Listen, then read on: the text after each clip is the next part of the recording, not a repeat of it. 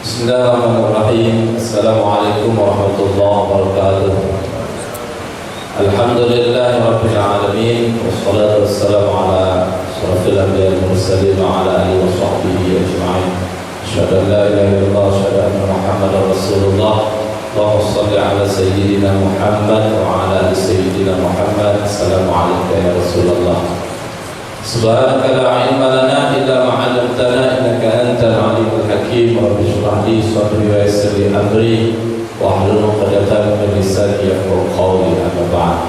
Bapak-bapak, ibu-ibu, para dosen, guru besar, mahasiswa, mahasiswi jemaah Masjid Al-Munawwarah yang dimuliakan Allah Subhanahu wa taala. Pada kesempatan yang mulia ini kami kembali melanjutkan pembahasan kita pada pekan lalu seputar masalah pandangan Islam tentang hutang luar negeri. Pertemuan sebelumnya kita sudah membahas kalau ternyata dalam perspektif Islam hutang itu hukumnya mubah. Meskipun hukumnya mubah, dalam konteks hutang luar negeri, dalam Islam, dalam ekonomi Islam menetapkan dua syarat ketentuan sehingga hutang luar negeri itu boleh dilakukan. Pertama, syaratnya tidak boleh ada unsur riba, karena memang Allah Azza wa Jalla dengan tegas menjelaskan dalam Al-Quran wa halallahu al-bay'a wa harrama riba. Bahkan dalam ayat yang lain dijelaskan orang yang masih melakukan riba itu seperti biharbin minallah wa rasulih, mereka sudah memandang perang dengan Allah. Maka dari itu bagaimana mungkin Islam membenarkan ketika terjadi politik luar negeri, hutang luar negeri yang di dalamnya ada unsur atau praktek riba. Yang kedua, kebolehan hutang luar negeri itu ketika tidak ada unsur doror yang membahayakan Islam dan kemaslahatan kaum muslimin. Sebagaimana sabda Rasulullah SAW, la darar wa la dirar, tidak boleh memudaratkan dan tidak boleh pula dimudaratkan. Kita dilarang memudaratkan orang lain dan kita juga tidak boleh dimudaratkan. Maka dari itu dua syarat ini, ketika terpenuhi dua syarat ini, maka hukum hutang luar negeri atau hutang secara umum maka hukumnya mubah, boleh. Nah, cuma timbul pertanyaan kita di sesi pertemuan kita pada kesempatan yang singkat ini menjelang sholat asar kita dirikan. Muncul pertanyaan, apakah hutang luar negeri itu benar-benar bersifat bantuan atau sekedar jebakan atau bentuk jebakan? Ini sebenarnya tidak perlu kita telaah lebih dalam, melihat realitas fakta yang terjadi. Dulu Inggris menguasai Mesir, Prancis menguasai Tunisia.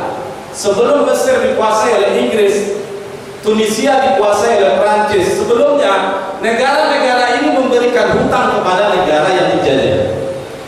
Kita bisa lihat juga hari ini misalkan Zimbabwe, negara yang dulu punya mata uang kertasnya itu kalau bawa itu pakai koper besar. Hari ini mata uangnya sudah berubah menjadi mata uang Cina. Kenapa? Karena Zimbabwe mengutang ke Cina dan konsekuensinya mengubah mata uang mereka. Realitas terdekat hari ini kita bisa lihat, hadirin yang dimuliakan oleh Allah, Indonesia negara yang kita cintai, negeri di mana kita dilahirkan, kita dibesarkan, dan insya Allah kita akan dimatikan di sini. Negeri yang kita cintai, sumber daya alam melimpah, namun sungguh memprihatinkan. Migas di Indonesia 44% itu dikuasai oleh Chevron. Dulu Caltech, hari ini Chevron. Hulu hilir dikuasai oleh Chevron. Bahkan kalau kita tengok peta migas di dunia dan di Indonesia, Sabang sampai Merauke, maka kita sulit untuk mencari di mana sangsaka merah putih, bendera merah putih dikibarkan. Di sana ada Petrojina, Halliburton, ya, Petronas, dan bahkan di sana Chevron dan lain sebagainya. Semuanya perusahaan-perusahaan migas asing yang menguasai migas yang ada di Indonesia. Pertanyaan, kenapa bisa terjadi? Karena bangsa kita dalam menutup defisit APBN itu hutang ke luar negeri. Kita ketahui bersama hutang bagi negara-negara asing atau lembaga keuangan internasional, IMF kah namanya, World Bank kah namanya, mereka memberi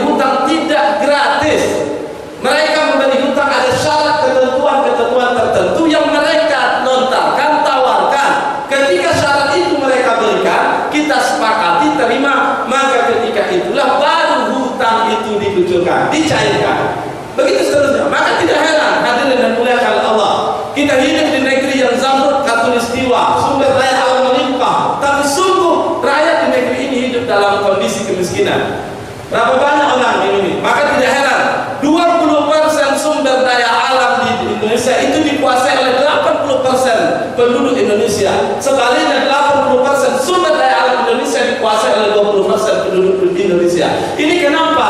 Karena kita ngutang ke luar negeri. Maka dari itu hadirin yang dimuliakan Allah, sudah bisa kita simpulkan ternyata hutang luar negeri yang diberikan oleh negara-negara asing yang bentuknya adalah sebentuk bantuan yang itu seakan-akan sebuah kebaikan, ternyata itu sebuah jebakan ingin menguasai. Makanya kita mengenal hari ini ada istilah neoliberalisme dan neoliberalisme, kebebasan gaya baru dan penjajahan gaya baru. Indonesia 17 Agustus 1945 memang merdeka, tapi sungguh merdeka secara fisik. Namun kalau kita lihat secara ekonomi, Indonesia masih dalam jajahan. Siapa yang menjajah? Mereka negara-negara imperialis, di antaranya Amerika Serikat, hari ini Cina. Makanya Indonesia hari ini dalam kondisi bahaya, dalam cengkraman asing, yakni Amerika dan sekutunya, asing, Cina dan sekutunya.